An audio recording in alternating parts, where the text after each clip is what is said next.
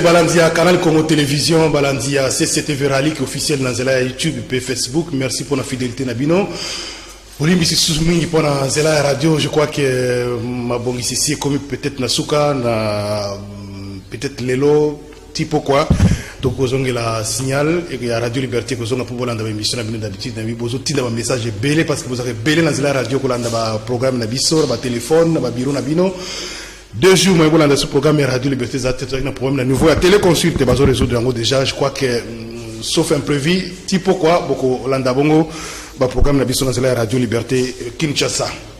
Merci à la station partenaire, la station à travers les pays, la Radio Liberté Beni, Radio Liberté Boutembo, Bumba, Lissala, Badolité, Basoko, Kisangani, Ezala, la Kikwite, na Matadi, partout, station Radio Liberté, Ezali, Peba, succursale, na Bissou, CCTV. Merci pour la temps en temps pour l'émission en relais. Merci à l'équipe technique. José Andia, Zawana, Romain Makonda, Nanzela, ya Web, Karine Esmi Camera, Fiston à la régie TV. Merci beaucoup. Voilà l'équipe. Deux invités, d'ici 3, comme d'habitude. Tout bête, il y a sorti un gouvernement avec les frustrations. Tout déjà quoi enregistré. Il y a classe politique, notamment certains membres parlementaires. Il y a Union Sacrée. Il y a annoncé une grande décision. Il y a frustré, il y a représenté ou récompensé à la hauteur. Il y a travail au salaire qui nouvelle majorité parlementaire. Donc ça la analyse avec les invités dans il y a émission, il y a Mokonalelo, surtout puis défi aux autres bongo au gouvernement Sama Lukonde, insécurité na est Amboka Yambiso, ça préoccupe batoazo katama ba mitu, batoazo kufa presque chaque jour. Batoazo bina na Kinshasa mais kuna na est en tout cas situation eza malamu te lobilo leki toyokaki ba leader politique bazo réagir Jean-Pierre Bemba s'est d'ailleurs communiqué sur ça pour ko interpeller classe politique ba décideur ko se mettre déjà à pied d'œuvre comme les autres acteurs to ko lobela na émission ce qui temps et mon ani assemblée provinciale hein tozana invité na biso mususu jazawa honorable Mike Mukeba ikoso d'ailleurs razo ya déjà a couper ce biso ba sango na weza koleka kuna entre vice-gouverneur puis gouverneur et puis à la président de l'Assemblée nationale des députés provinciaux ce qui m'a comme wapi couvre-feu va lever partiellement na boka na biso c'est-à-dire la province yo kaiza pesa kukita ba lever totalement na Kinshasa ba légèrement mukie ngonga oyo toko zonga bandako donc au lieu de 21h désormais c'est 22h à 4h du matin. Vaccin campagne est annoncé pour lundi prochain. Honorable Mike Mukebai Mbote.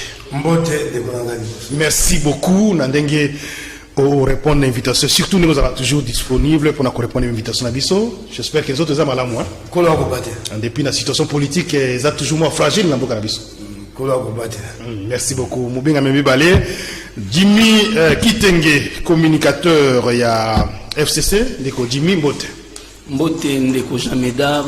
Merci pour la invitation yo pesi biso na mukola lelo tika na luba passion na zana ngopona bandeko na biso ya Beni. Tout à l'heure on a pesi maloba certainement ko zanga te ko placer maloba pona makambo ya Beni wana insécurité mubenga misa tonde ko Amadeo Idame porte-parole Bembis je crois qu'il y a pembeni à corrigeon de biso Kalaté.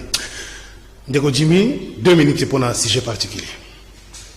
Bon, évidemment un sujet particulier on a rolobela na rolobela makambo benité parce qu'on a monu annoncé déjà le sujet autour développé ndeko nanga jamais dar nazo mituna ce qui union sacrée c'est vraiment une bénédiction pour la population et une malédiction. La union sacrée peut prévenir au moni quand une mosaïque est née de la corruption causala partout na niveau nyonso. Qu'est-ce qui se passe? Nekonanga lobby par voie à réseaux sociaux tomoni autorité de régulation de marché public ayeko zongisa mama vice-gouverneur Yalwala Bananzela. C'est pratiquement la même similarité avec Kinshasa. Ndeko soki titulaire na yo azate parce qu'on a ndenge makambozo mais mama namboka na biso. C'est le gouverneur qui est élu, le vice-gouverneur azala colistier à gouverneur. Mais titulaire azate azana maladie.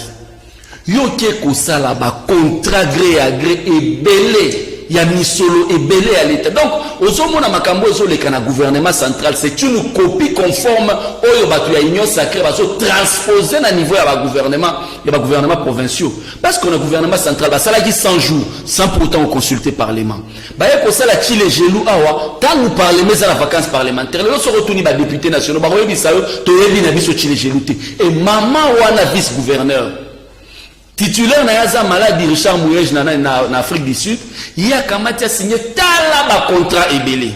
Et ba contrat wana tout en ne respectant pas le contour et autorité de régulation de marché public. À saliango de gré à gré. Et puis il y a mis sur le belé. Comme si ça ne suffisait pas, l'autorité de régulation de marché public a raté la caille avant. Aibisi maman oh yozo sala eza na mbeba. Le mobile, c'est pour détourner de l'argent. Le mobile, ce n'est pas pour servir le Congolais. Mais à ça, la forcing à Keiti Nasuka. Les gens qui ignorent sacré sa blanchisserie. Ceux qui ignorent sacré sa lité pour couvrir bateau, la justice, il y a soi-disant état de droit. Parce que l'autorité de régulation marché public a assez attiré de s'autoana na poulele, va se saisir la question. Si vous saisir la question, nous allons conclure que vous êtes au service de vos ventres et non de la population. Merci de Jimmy Kitenge pour la intervention.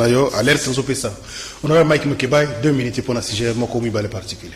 Madame, on a décollé à FCC, Tebiso, Tokeimo Aliboso. Et pas une bango, ba marché de gré à gende à Gitongote pourquoi. Autorité de régulation publique à Zako Lobate, Sikalobi, Yengo Bate, Biso Tokeimo Aliboso. Boukangalonzo, gré à gré. Autorité du gouvernement, marché, n'a pas si Beseko, Beseko Singete, Koufa Banda Kala, pour autorité de régulation, direction générale, contrôle le marché, Banda Moussala. Matata atika Beseko, nabo moipo, ame makaba marché, ame na Beseko. Mon beko le bête, Soki, Batier, AMP en place, Batier DG, SMP en place, et Singé Beseko Koufa. Pour Beseko, il y a une bateau à Singaka. Voilà. Biso, moi, Mouket, Okeli Bosso, autorité de régulation à marché public, à lobby. Puis le col à grande lobby, n'habite pas Zouzé Batali Kambouane.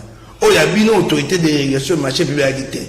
5 chantiers, 6 communes, tel est là, il y a des choses.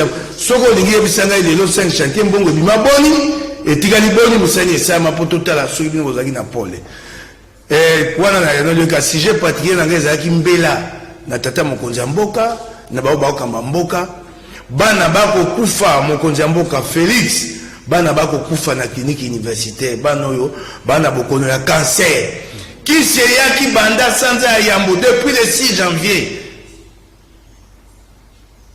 Groupe franco-africain d'oncologie pédiatrique, bâti dans la bakisi na bamboka nyonso. Et Afrique, mboka zomi na mwambe, 18 pays. Na bamboka nyonso, ceux qui se comme na tongo, mokolo aussi la te basa ministre qui soit. Biso qui César au Karamana, njili telelo. Aéroport. Pour quelle raison? Bafuta.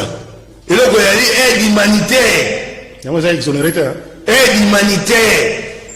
Banda ba ebisaki yango eteni banda ba ebisaki secrétaire général ya santé telelo et ali mawa kisi ya cancer et ali talo ya kosakala te $400 $600 baboti ba kosomba ngote banda sanza ya motelo bana ba kokufa docteur Budiongo abenga lobi na lembi na keba ba konzi ba ko kate mbala mosusu soko yo kumbeli biso likamboyo e ko sa te ba konzi ba yoka boyoke la baboti mawa bana biso bako kufa na clinique universitaire mon colonio soyo bana mi balé misato mi bako po kisi réalité 100 kilos ya kisi na aéroport Anjili 100 kilos ya kisi evandi na banza te bato bayoki mokonzi mboko yoki bobimisa kisi wana na lombango pe loko mususu ezali mawa ya linini bato bakotika kosaisa biso. Dans le groupe franco-africain Bagotuna, na Brazzaville, Bozwaki Kisi, Tozwaki. Na Abidjan, Bozwaki Kisi, Tozwaki. Na Kisasa, Bozwaki Kisi, Kisi Yaki Banda Sanza Yambo, Telelo, et pour la Kisa, le coup Mwandegeni, et Lili Andegeni Yambo Kapso Libanda. J'espère que le message est bien passé. Bato Wakufa, pendant qu'il Kisi dans l'aéroport, na Sengi Bakonzi, Babenga, docteur Budiongo. C'est un dossier, c'est quand même grave. Et donc, nous espérons que Bakonzi, la sensible na bakri à Boye pour trouver solution. Exonération bloc nous suit à tina tezo sale mais beni na mboka na biso mais comment kisi pour na sauver vie ya bana na biso et bandiko na biso ya Congolais, Congolaises, ils souffrent n'a pas sur un cancer, ceux qui bapaya, ils ont ça biso gratuitement et pas na biso trop compliqué, c'est quand même c'est ça vraiment bon mototé. Donc c'est pas grave. Amado est dans même beauté. Très rapidement au communautaire, hein, nous avons 1 minute pour un sujet particulier sur Ali. Rapidement. En fait, merci beaucoup. Jean Médard Yakoloba Eza Ebele. Je pense que Makambo Eza Ebele Namboka Oyo Sengeli Toloba.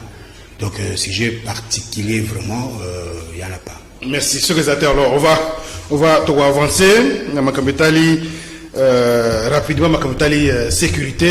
Tout le monde a une politique à Kinshasa.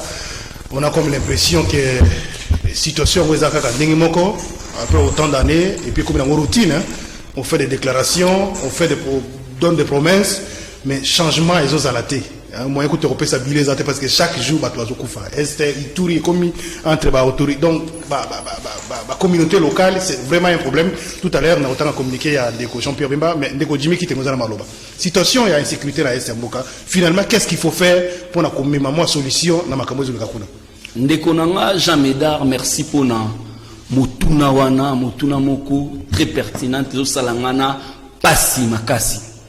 Mais tika avana kende rapidement na motuna na ebisa ndekonanga honorable Mike Mukibai, qu'on ne justifie pas le mal par le mal. Au condamné Boukangalonzo, 5 chantiers, marché gré agré, 5 chantiers qui partenariat public-privé. Marché gré agré, mais tant que nous avons ça 100 jours, nous avons critiqué l'action à bateau qui est dirigé. Mais tant que vous avez 100 jours, normalement vous devriez corriger le mal. Oh, baninga basalaki. Tant que vous avez les gelou awa, vous devriez corriger le mal. Mais bino, tous les jours depuis besoin pouvoir oyo, depuis besoin majorité na corruption, comme kaka, bongo bino tant que vous salaki, bino bosalaki. Donc, 5 ans après, population na biso, bila o beaucoup pesa kozala, justification na bino par rapport au Kabila Salaki. Mais Kabila Saleka, biso tosto le tosto tike libino gestion de konangai, to avancer, to pesa population ba koluka. Quand il y a problématique à Est, Jean Médard. L'Est de la République a connu énormément de rébellions. Pratiquement 4 rébellions, on a 170 groupes armés. Mais tant que Kabila a eu, tant que Kabila a expliqué, après plusieurs années, après avoir évalué la MONUSCO, à l'Obi n'a pas congolais que la MONUSCO doit partir. Parce qu'à l'Obango, dans les Nations Unies, quelques années après, pouvoir pouvoir à Igno Sacré, pouvoir à Chile Gelou, pouvoir à Yanane, il y a programme à 100 jours. Contredisant Kabila en pleine tribune des Nations Unies, en disant que Bisso, partenaire na Bisso, c'est la MONUSCO, pour que tu éradiques la force négative et Zana Est. Kabila avait dit à son temps que Oyo Salemana Est, ce n'était pas une rébellion, ce sont des mouvements terroristes. Le même pouvoir l'a contribué, mais plusieurs années après, les États-Unis, comme il n'y a pas une science plus têtue que l'histoire, les États-Unis vont nous rattraper pour confirmer les propos de Kabila pour dire que c'était du terrorisme. Mais maintenant, ce qui choque les esprits, c'est quoi? C'est quand un membre il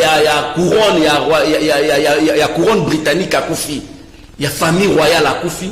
On présente des condoléances. La République démocratique du Congo est tellement choquée que y a Koufi qu'on a présenté des condoléances. Mais on y a dit que les Congolais vont tous les jours. Ça devient normal. Donc les lois ont présenté des condoléances. L'objet va et comment normal. Or, ceux qui l'ont dit il faut normalement notre drapeau devait être en berne. Normalement, les autorités congolaises, nous sommes prêts à mourir avec vous. Ils nous ont promis 121 millions de déploiements. On prend les militaires, on déploie au Katanga.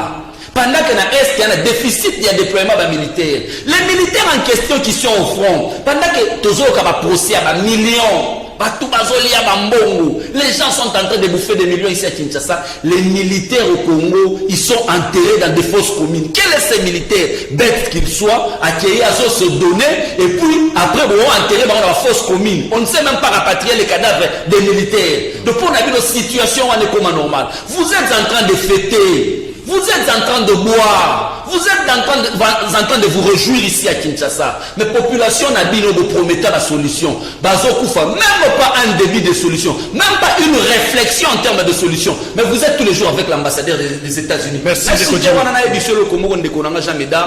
Na Centrafrique, l'ambassadeur de France, il y a Centrafrique. Tellement qu'Azolinga Centrafrique a réussi à convaincre le gouvernement français va faire utiliser les avions de chasse. Il y a opération Barkhane à Centrafrique pour bombarder les rebelles.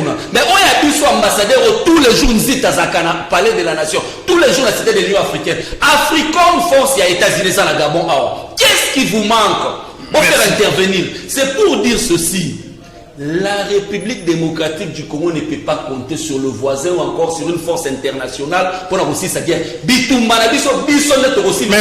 Par la formation à la troupe, à soldats dans de bonnes conditions. Donc là tout à l'heure on a fait ça pas Mike, mais comme ça fait partie sujet toujours le en tant que communiqué il y a président national MLC, les MLC note avec effroi une recrudescence de violences injustifiées dans le Kivu et en Ituri avec son cortège de morts et de déplacés internes. Outre les attaques barbares des groupes armés, notamment les ADF, les conflits interethniques, des tristes mémoires entre les Ema et les Lendou, ainsi qu'entre les Landais et les Hutus réfugiés, mettant à mal la coexistence entre les communautés, ainsi que la stabilité du pays tout entier. J'appelle les Congolais à ne pas considérer ces violences récurrentes comme des faits divers.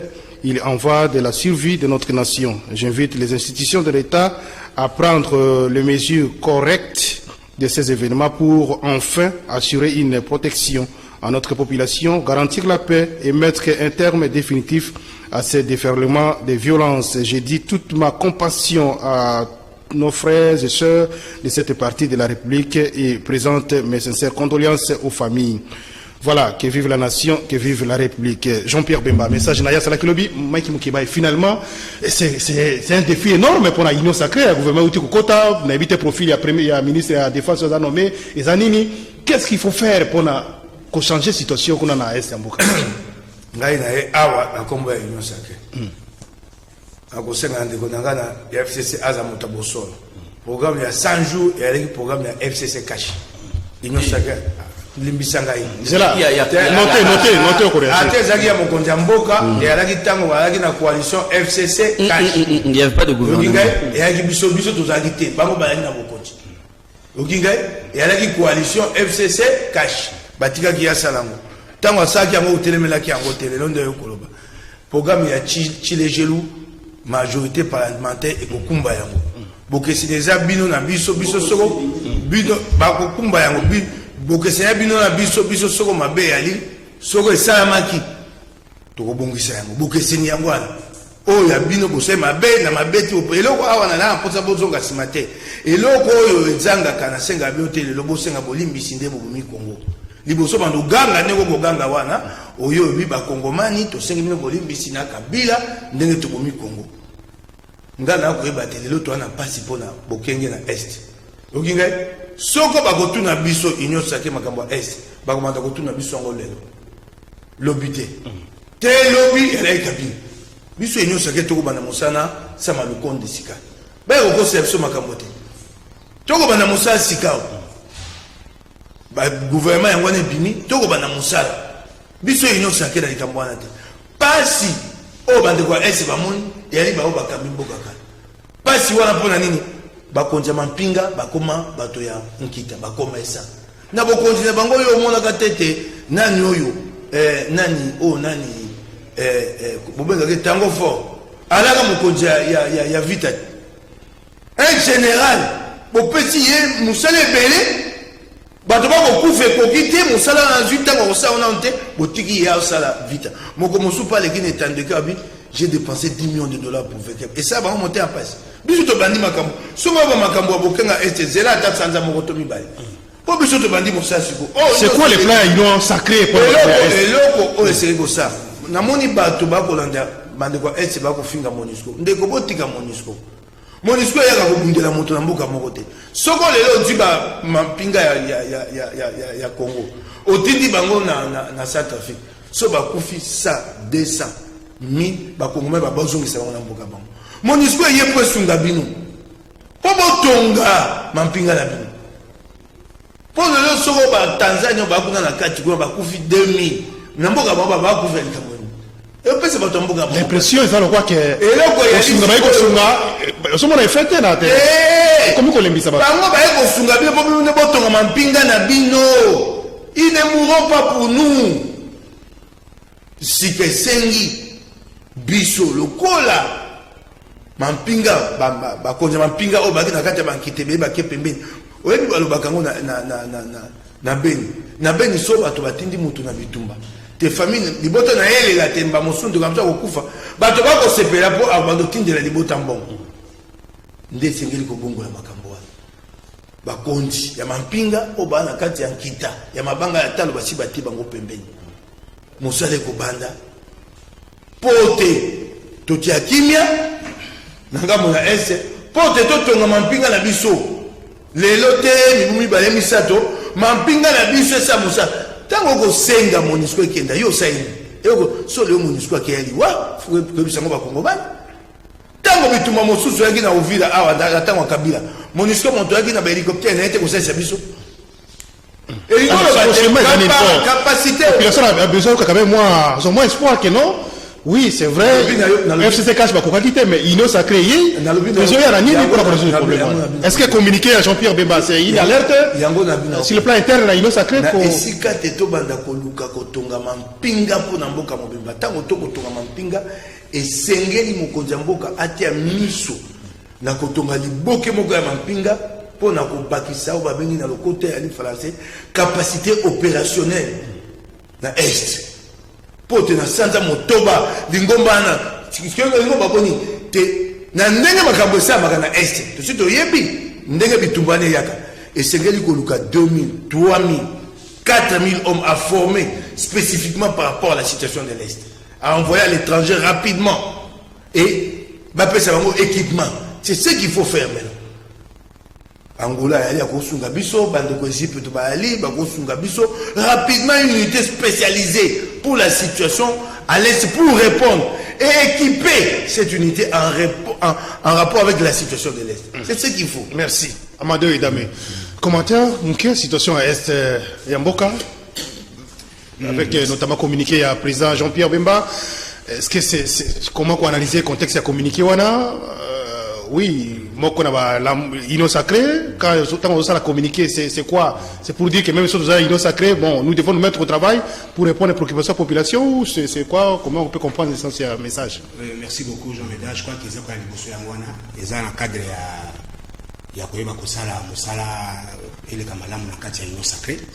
Mais entre-temps, je crois que souci à président national et à mouvement de libération du Congo, Jean-Pierre Bemba Gombo, souci à Nebandi les lotés.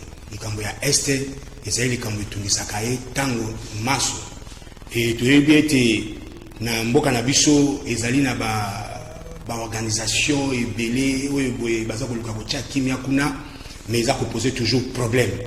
Alors na kati na makambo wana à un moment donné président Jean-Pierre Bemba Gombo tango azalaka nano na koya na Kinshasa asi avandisaka ba communauté wana pona koyeba kotia kimia donc likambo ya este ezaba te vous vous rappelez na 2006 na campagne na ye tanga lekaka na est a rappelaka likambo wana likambo ya insécurité na est otanga na communiqué na ye wana alobi ba komisi ba massacre wana net ba fait divers ce qui veut dire ba to ba komi ko zo ba photo ozomona na WhatsApp ba komi ko balancer ba photo wana ndenge ba kati mutu kingo ndenge ni bazoli ya bato tout ça là mais ce sont des choses qui n'ont pas commencé aujourd'hui et ça ba makambo to yebi tu vois quand je suis par exemple mon frère à côté ici quand azako le baké makambo ya est non, il faut d'abord rentrer un peu en arrière. Qu'est-ce que Joseph Kabila avait fait à l'époque? Et le Ronini Salaki pour que Kimie contre la Est. Nous le savons nous tous. Basoda Bazalaki. Il a fallu former Basoda bien, mais il était là au pouvoir à cette époque. Même les généraux qu'on a cités là. Hein? Bazalaki Wana. Donc, aux hommes, les Camboya Est, les Camboya, les logs. Gouvernement, il y a union sacrée pour la nation. Il faut azouer yango makoki. Yango moni communiqué, il y a Jean-Pierre à Saliango, justement pour nous rappeler que les Cambodgiens Est et comme les Cambodgiens, il y a que Sakanango ici souté. Batu bazako kufa tous les jours le quoi bandonge. Bazo qui peut bangote. Bazo les laté. mais les Cambodgiens on a collé la tête et tout ça. Et bandi le loté, et bandi bandakala. Et puis ce qu'on a remarqué, à un moment donné, batubane ko bakuna ezalaka ka ba commerçant, ya minene, na Beni, na Butembo. C'était justement pour na kolongola bango na ba champ ya bango o basala ka ba trafic na bango wana.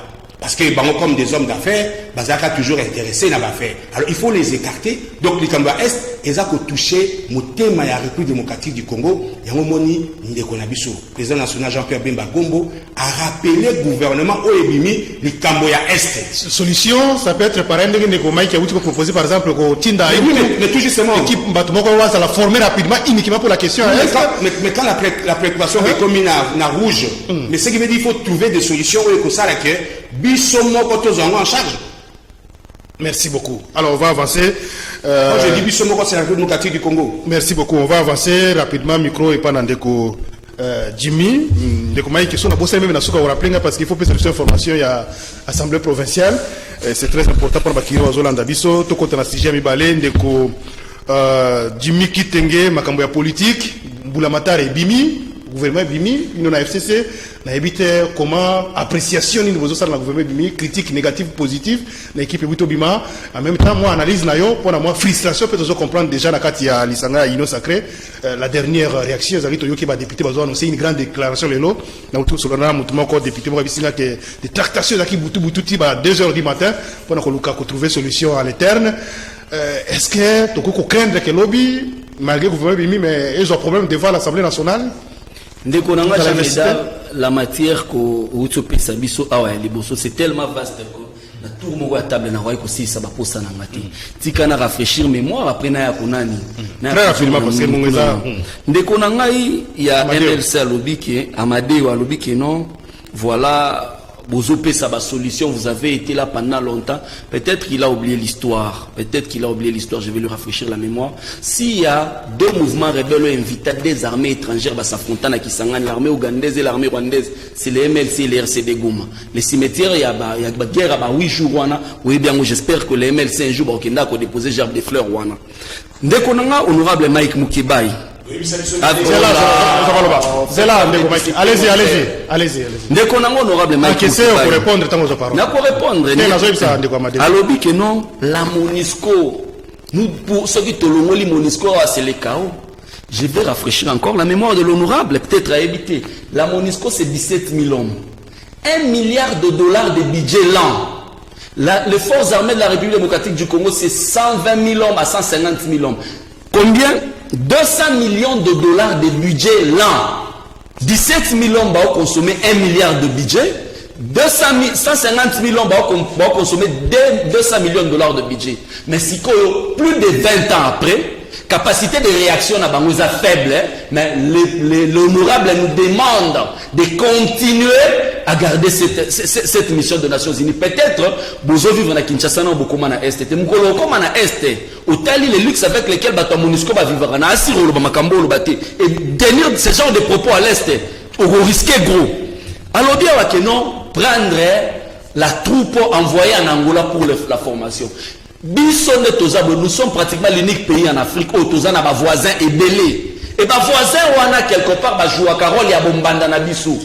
Mais là où il y a un problème, ce n'est pas seulement le problème, il y a force moko opérationnelle, c'est un problème de commandement. Qui commence le commandement de l'armée est vertical, ça commence par le commandant suprême, le ministre de la Défense, la chaîne de commandement à la radio, les chefs d'état-major et puis les grandes unités.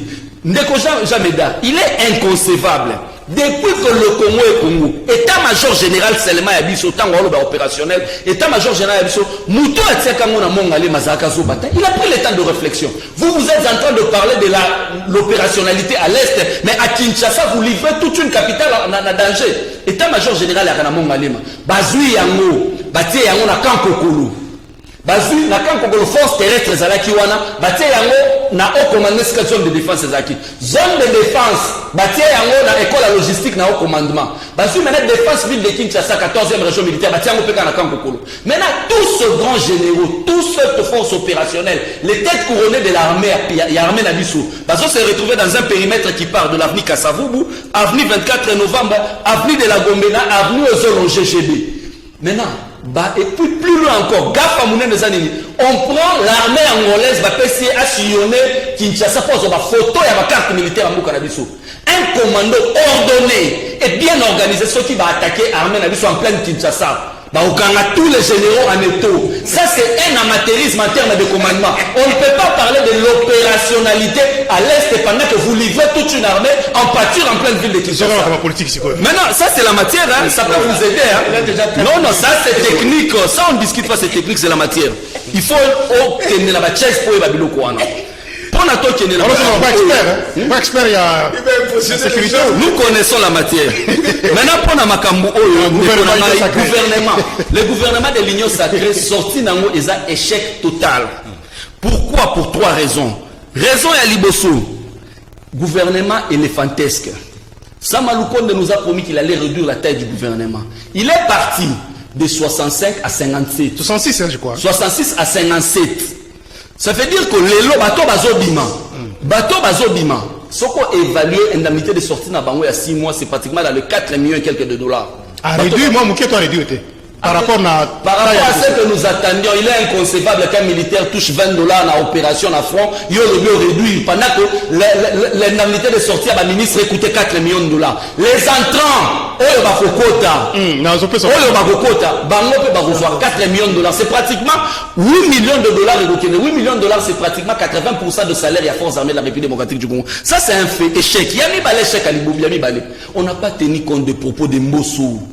Mbosso a dit au effort, Mbosso c'est la deuxième personnalité du pays dans l'ordre protocolaire. Il a dit au effort aux députés, quittez les groupes armés.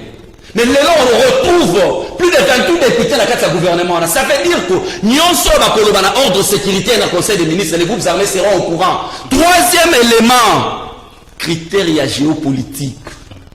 Le tribalisme a pris la place des critères objectifs. Il y a des provinces comme les Haut-Ouélé. Kinshasa, il est inconcevable que vous travaillez à Kinshasa, aucun représentant de Kinshasa dans le gouvernement. Maïndombe n'a pas de représentant. Godard Motemona, non Ubangi, Godard Motemona Bandounou, non Ubangi, Moutouazate. Non Ubangi Azali, Zali vice-ministre intérieur à MLC, comme on a Molipe. Lobby, manifestation à Équateur, parce que représentant la Bango Zate. Il est inconcevable que l'espace Grand Kassai, qui est le président de la République, Azan a pratiquement 80% de conseillers dans la présidence de la République, et puis encore toutes les ordonnances qui sortent, c'est seulement l'espace Grand Kassai. Parce que 15 ministères pendant qu'il y a des provinces qui n'ont rien. Merci. C'est un échec pour le gouvernement. Merci. Rien. Tout circulé, Malouba. 7 minutes. Mike Moukiboza Malouba. Nakei, 7 minutes. Gouvernement. 7 minutes. Et j'ai 2 mois, tout cas, qui t'a fait partout, mais on a comme l'impression qu'il va pouvoir me aider. Si on va gérer malade, ça peut créer des problèmes. C'est malade, on a vanda kuna. Na mo pandisango. Na vanda na est. Ba ko batete Monusco ba. Ko sala mo sala na Goma na vanda. Na Kigali pe hein. Monusco va na luxe moko na STT. Okinga na vanda kuna. Moi je suis un ancien joueur. Na vanda na Rwanda. Bukavu Uvira na ebi na zo ba risque na kenda tena nini oyo na maki ya Nkunda na lala kuna. Moi j'ai dormi dans le maquis de Laurent Nkunda. Et c'est quand il va penser que bato monsu ba bangi. Quoi pour ça bato. Ce que Monusco a dans la MIA et les Nations Unies. Nous avons 200 millions c'est à nous ko sangisa bilo côté. La Monusco on vous a dit ndenge ba ali lelo basunga biso bitomo ke na Uvira. Et là ko yali mapinga na biso. Et c'est que makasi pour Monusco kende. Total on a posé Monusco. Yango wan. So do makasi. Monusco kende na usaka Monusco avant. Pour total la bango. Taka kabila za bokonza ya une attaque à Uvira.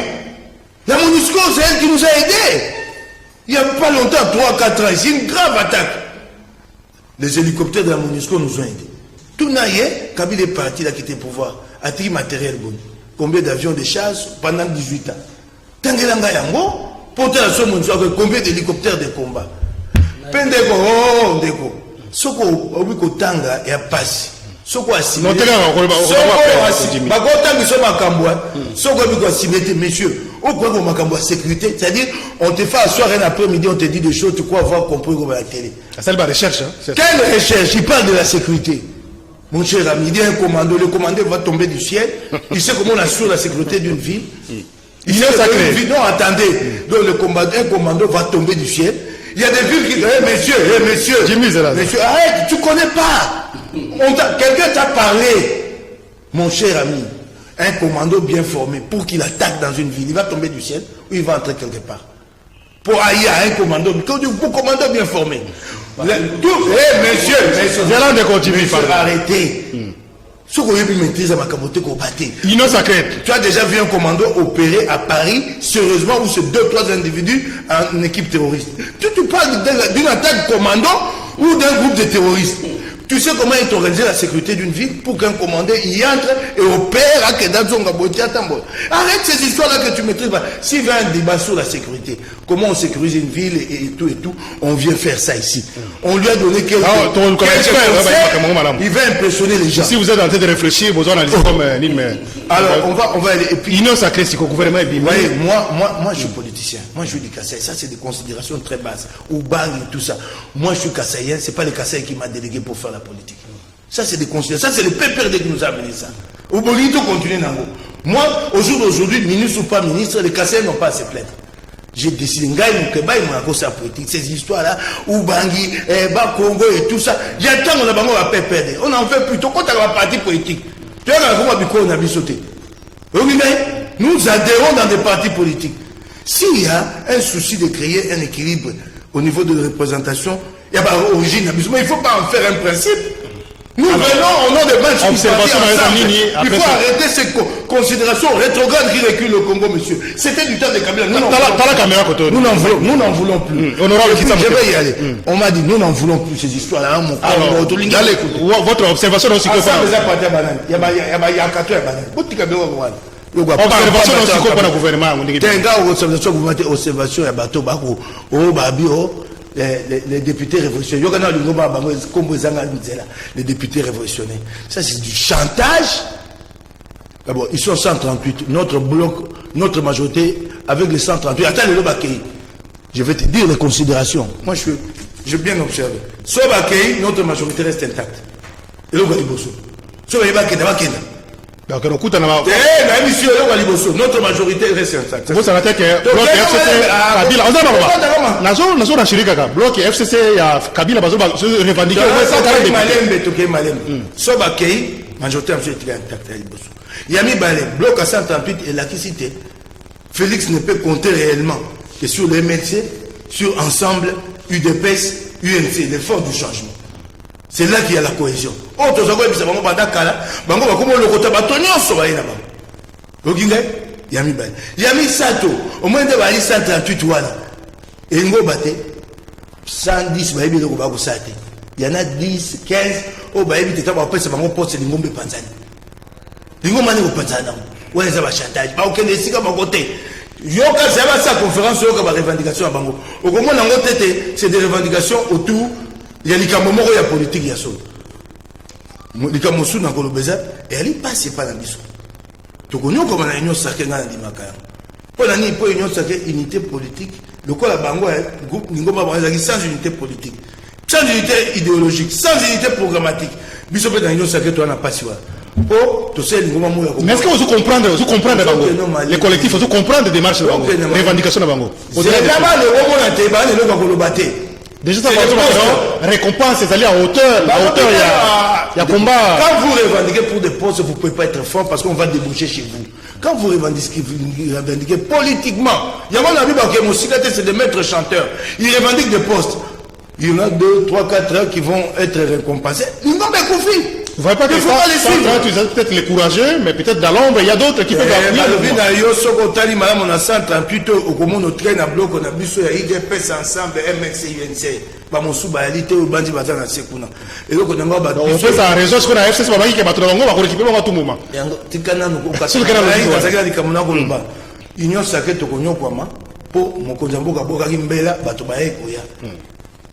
Au comment on a unité programmatique, na biso na unité politique, ekotika mingi na mangomba oya, mbongwana. Tokoke na pasi wate na suka batu bae baka yango. Yango ni sengeli, na mangomba oya, bunda po na mbongwana, tosa makasi, tosa na bomo. Merci beaucoup, Ndeko. Mike Moukebaï, Amadeo Edame, surtout qu'il y a l'Assemblée nationale, parce que, il y a quand même fort que ce soit député. Nous avons livré l'information, clairement que D'ailleurs, le problème est au-delà, ils ont même comme gouvernement. Il y a eu des promesses. Pardon, je voulais prendre une seconde. Hein. Je voulais lui dire, Aïbakayango, vous ne pouvez pas défendre votre territoire seul. Il n'y a aucun pays au monde qui défend son territoire seul. Au Bino Angolais, tous les services de renseignement du monde entier. On va se mettre ensemble. Collabore. On va avancer. Amadou et Dame, est-ce que le problème est ailleurs parce que Bamoussouba a carrément que et tout Mababundaki, il y a eu des promesses. Hein, des promesses notamment, ils ont ça récompense pour non pas seulement contre le gouvernement, mais récompense M. Zali. Bamoussou n'a eu mis tout cas et Bamoussou va commander dans la poto et comme il m'a dit, alors, comme il bousculer, peut-être que ceux qui ont investi ici, sur la marge de manœuvre unitaire, alors ça la chantage psychologique. Est-ce que c'est peut-être pour Ango? Mais je pense que ce qui est que ça que les députés nationaux besoin Kimia, ils ont d'abord comprendre qu'ils sont là pour l'intérêt du peuple. Ils ne sont pas là pour l'intérêt où ils allaient à Bangomoko ou bien à la famille à Bango. Ils ne peuvent pas commencer à revendiquer ou à faire des chantages par rapport à l'intérêt de Bangomoko. Nous sommes maintenant dans un système moko que les pays doivent évoluer, les pays doivent avancer. Sinon, calcul, il y a honorable Moukeba, il y aura la majorité toujours. Je pense que ce qui est très important, il faut que les députés nationaux comprennent qu'ils sont là pour le peuple. Ils ne sont pas là pour eux-mêmes. Mais ce qui est décevant, nous comprenons que le système est là. Il y a que ça, la mission locale, mais nous en appelons la conscience, il y a des députés nationaux, qui ont besoin de mécanicien, batika makambwana bazwanzela o enzo sala ke Congo na biso République démocratique na biso et évoluer. Il faut pas un exemple il y a bato lokola ba Jean-Pierre Bemba Gombo. Ozomona lelo boy makambiza ko luba na ono Jean-Pierre comme na opposition a comme na majorité. Non, le système que le président Jean-Pierre Bemba Gombo a fait ils a toujours seulement pour intérêt à la population. Il pouvait bien rester chez lui à la maison, il pouvait bien demander la partie politique. On a vu ici, dans la RDC, comment les Salema, consultation nationale, concertation, tout ça. Mais à cette époque-là, il n'avait pas envoyé ministre Naïmoko. Mais cette fois-ci, à Monique, le Kolaza présent, il faut que Mboke Kene Liboso. Mboke Kote le matin, pour avoir intérêt à Bato Moko Boué, pour avoir Makanista Bango Moko, pour avoir Maboumou Bango, pour avoir famille Bango. Donc je suis en train de dire quelque chose qui est très important. Il faut que les députés nationaux comprennent l'intérêt à la population. La population souffre, la population manque de l'eau, la population a zananzala, la population même transport. Tout le monde qui n'a période. Alors pour mettre faire le long, est-ce que fait sa raison le l'autre qui qui est Makambutali, mandataire économique, rapidement, ambassadeur, tout ça rapidement comme ça peut peut-être causer parce que politique ils ont d'intérêt. Attaque on a la télévision pour le bacano, tout qu'on a pas l'intérêt du peuple, mais intérêt du peuple au servir, on ceux qui osent dans le système. Mais tout à fait. En dehors du système. Oui, tu as d'accord l'intérêt, mais il faut pas qu'il y ait comme ça et là comme Mokoboué et comme la relation. Non, ça peut pas aller dans ce sens-là. Il faut pas comprendre l'intérêt à la population.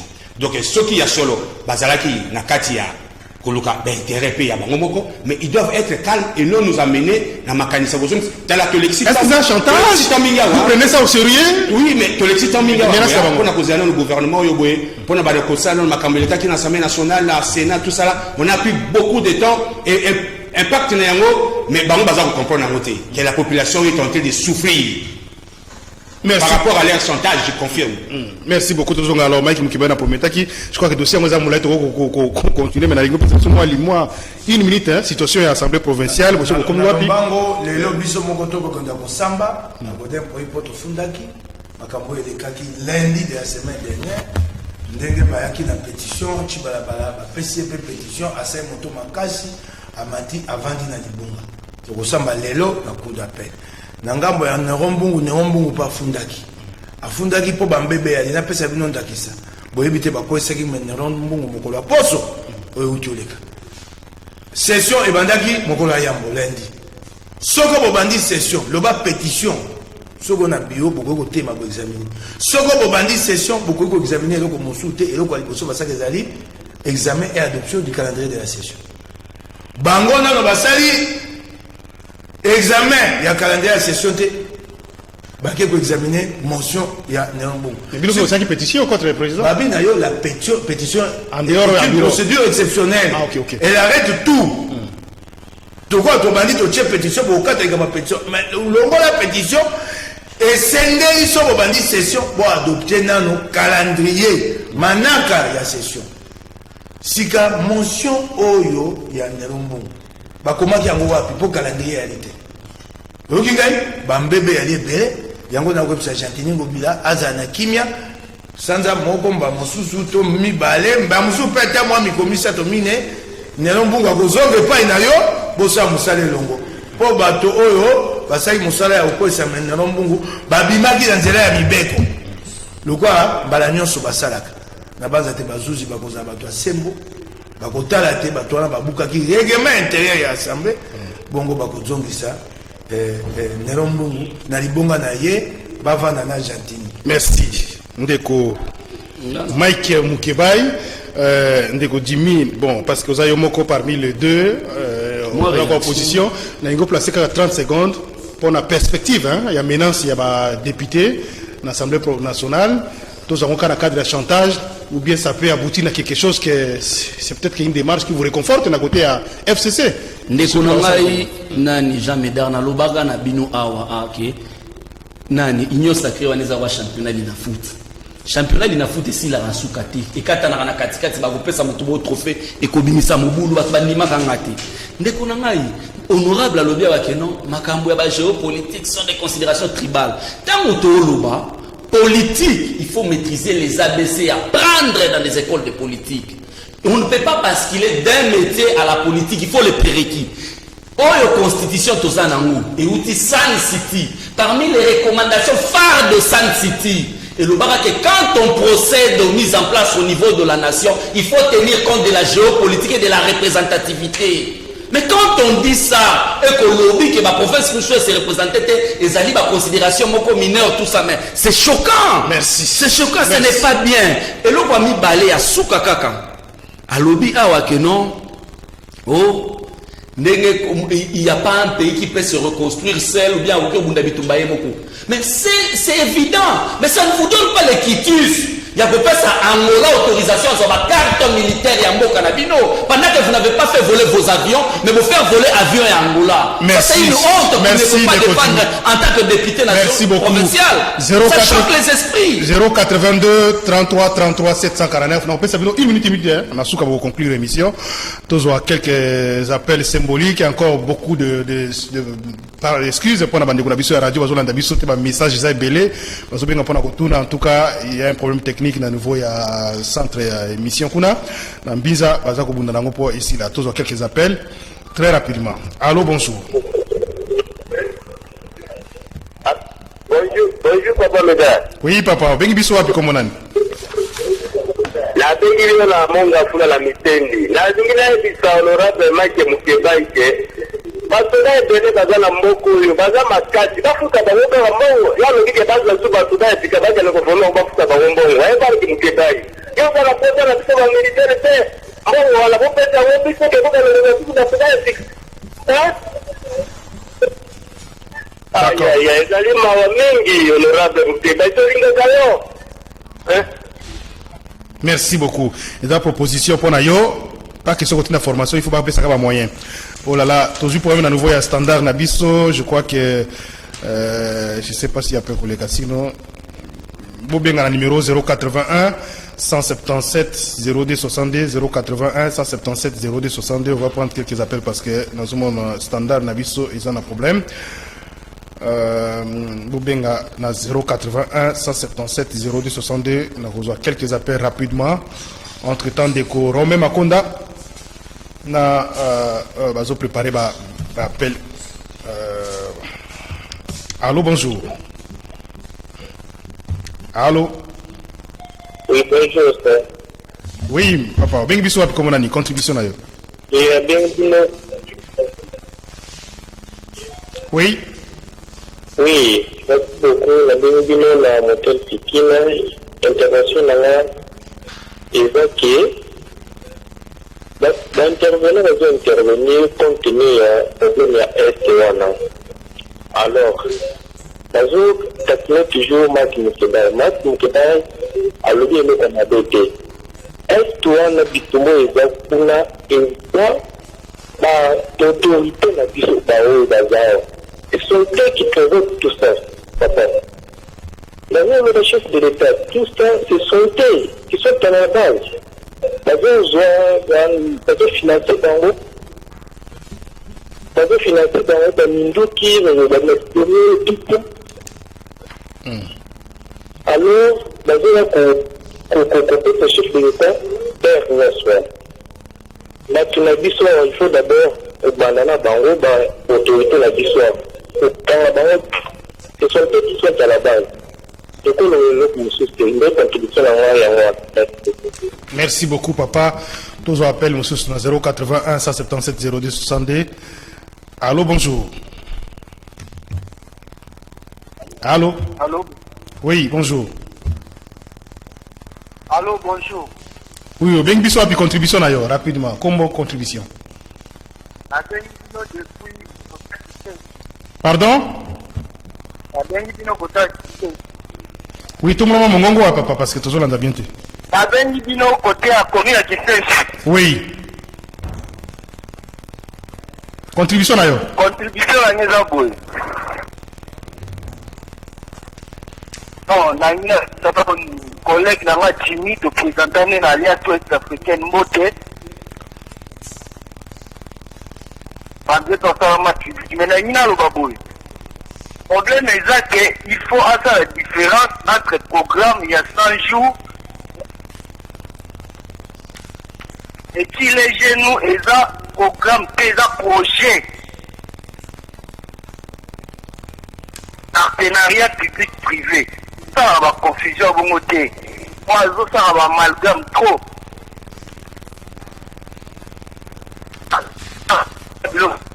Donc, projet, ça programme est en monde. Merci, on a retenu l'essentiel. On va prendre notre appel. Allô, bonjour. On va prendre notre appel. Allô. De quoi qu'il on va prendre appel Moussou. Allô, bonjour. Oui, bonjour. Au bien que comment on a une contribution d'ailleurs rapidement. Oui.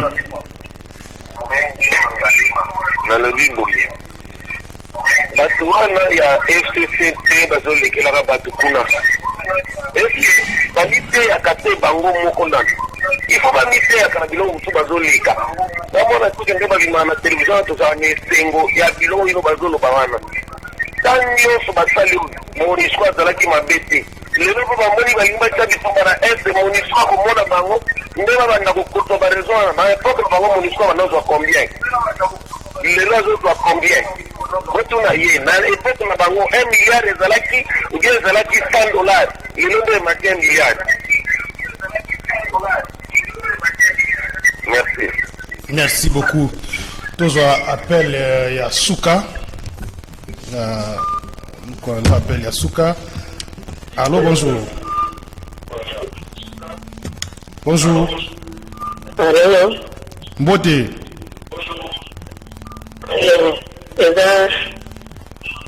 Allô. Tozona na yo, eza nani obengi biso wapi? Contribution na yo.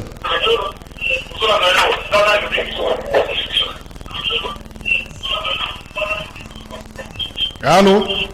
Allô, nazolanda rendez-vous des auditeurs, na pesi bonjour Vinokuna. Nazoloba papa po ngai mama Cecile na lingwala. Nalobi boye mpona papa na biso mosusu oyo alingi koloba mingi makambo ya tribalisme ntango nyonso. Mais na 18 ans oyo bango bazalaki awa vraiment makambo nyonso ezalaki koleka nawa ya uniforme ezalaki partout ezalaki oblige oyo nini motema mabe boye kozalaka ya makambo kaka kokanisaka baminga tribalisme tomoni ata na makambo ya kotalisa mboka awa este nde bazalaki kosala mingi baprojet ebele ezalaki koleka mingi ya kitoko kaka kote ya este asa ezalaki delese mpona nini makanisi mabe ntango nyonso papa wana mikolo nyonso soki aza wana alinga akotya makanisi kaka ya tribalisme asili molimo wana toza bakongolais. Merci maman Cécile. On va prendre un dernier appel en tout cas. On a accordé un dernier appel. Allô, bonjour. Bonjour. Oui, comment on a bien vu avec contribution? Limité, oui.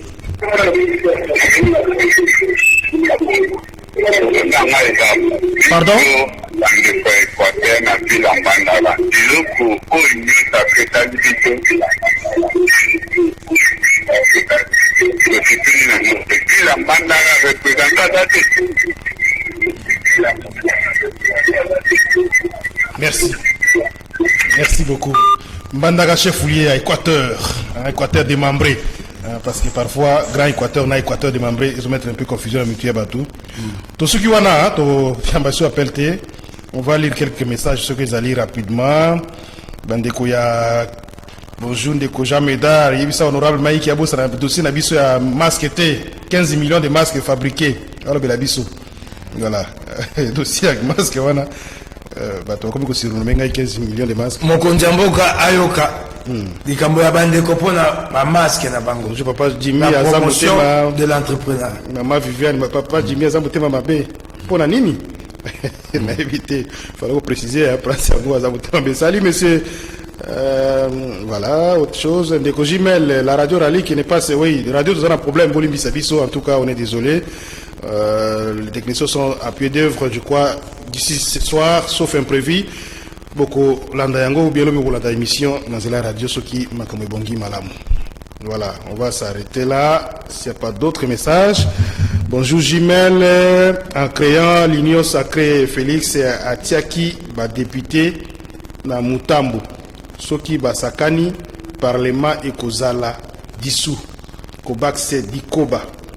Voilà, on a sur la YouTube. Donc, j'ai vu ça va député, ce qui va menacer le investir gouvernement, qui est chômage.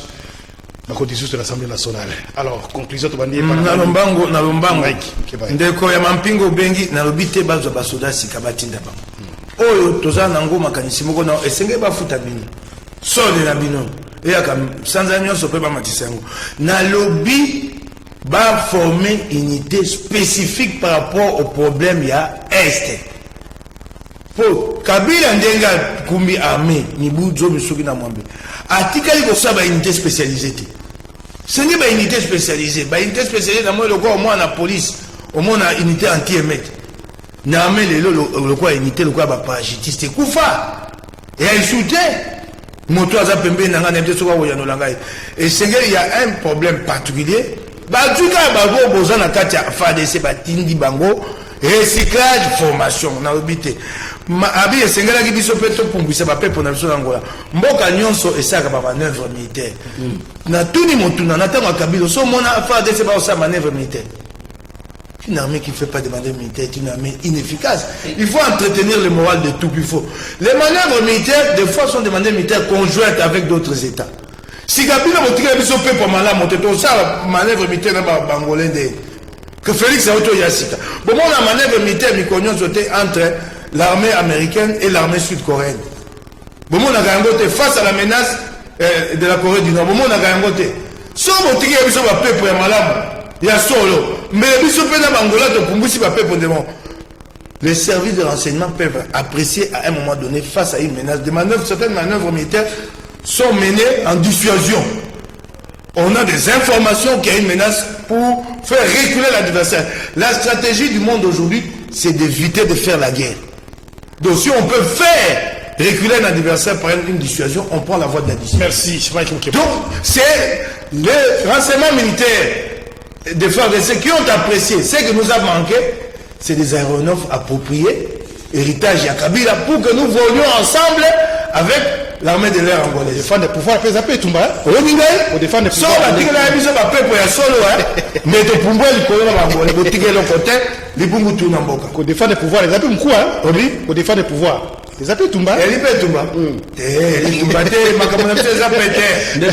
Position de récession dans la facile, mais que tu mets au sein de la sécurité. Ndeko Jameda. Tikana Lobeluko, mon Ndeko Moba Benga, le partenariat public-privé Chile-Gélou. Du moment où vous sortez l'argent du contribuable congolais, contribuable congolais, tina représentant na yo akoyeba misolo na eza ba utiliser yango ndenge nini. Ezali ba parlementaire ba député. Du moment où bazana na vacances parlementaires, bino koto bo lancer Chile-Gélou. Bazala ki kaka nanu kutu bureau définitif et limité bo lancer programme 100 jours. C'est une honte. Ezali bien te ko défendre biloko ya bongo. Après bo ba ononga na député to ko se rattraper sima. Mais non. Quant à Makamunde Kwalobi, à l'objet de nos manœuvres militaires, non. Il ne faudrait pas faire de l'amateurisme. Quand vous n'êtes pas suffisamment équipé, on ne peut pas prendre les avions. Bisonde to vivakana ba voisin na biso to vivakana bombanda. O Angola koti na Kasai, Angola koti na Kaemba. Vous allez donner l'opportunité à l'armée angolaise ya kosala ba photo ya ville ya Kinshasa, et puis c'est ça que tu appelles manœuvre militaire. Manœuvre militaire na Congo et Salemaka. Biso to la force terrestre to zala ba unité d'appui, artillerie lourde na artillerie légère. Kende na Kibomango komo na manœuvre militaire et Salemaka na ba artillerie na biso na ba blendeman. Alors, il y a une unité spécialisée. Quand on ne connaît pas son armée, on s'était. C'est pourquoi nous disons qu'il faut bâtir mon armée, ma motiver l'armée. Nous avons une unité spécialisée. IRR, unité de réaction rapide. Oh, Bobimisa Mamadou Ndala. Et ça, une unité spécialisée. Quand on ne connaît pas, il faut se taire. Donner l'opportunité aux techniciens qui s'y connaissent à la matière. On est de la théâtre dans la plateau. Déco Jimmy, Juste une seconde. L'unité de Mamadou Ndala est spécialisée en quoi? Oui, c'est une unité commune. En quoi? Mon Dieu! Tu connais tout la général